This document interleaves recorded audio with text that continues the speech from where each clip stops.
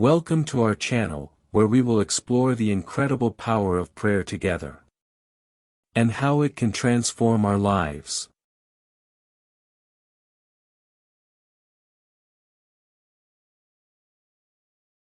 Ninth station. Jesus falls for the third time. We adore you, O Christ, and we bless you, because by your holy cross you redeemed the world. You are, my Lord, more tired, more depleted, more wounded, more bloodless than ever. What awaits you? Have you reached the end? No. Precisely the worst is about to happen. The most atrocious crime has yet to be committed. The greatest pains are yet to be suffered.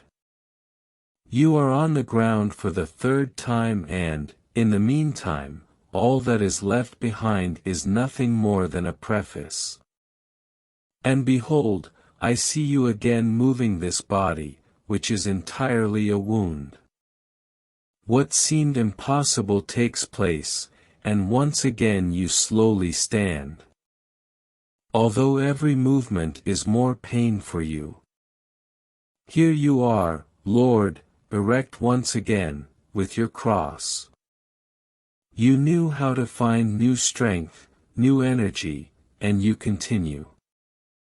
3 falls, 3 equal lessons in perseverance, each one more poignant and more expressive than the other. Why so much insistence? Because our cowardice is insistent. We resolve to take up our cross. But cowardice always returns to the fore. And so that she was without pretexts in our weakness. You yourself wanted to repeat the lesson 3 times. Yes, our weakness cannot serve as an excuse. The grace, which God never refuses, can what merely natural forces could not. God wants to be served until the last breath, until the exhaustion of the last energy, and multiplies our capacities to suffer and act, so that our dedication reaches the extremes of the unpredictable, of the unlikely, of the miraculous. The measure of loving God consists in loving Him without measure, said St. Francis Delaware Sales. The measure of fighting for God consists of fighting without measures, we would say. But I get tired quickly. In my works of apostolate, the smallest sacrifice stops me, the slightest effort causes me horror, the slightest struggle puts me on the run. I like the apostolate, yes.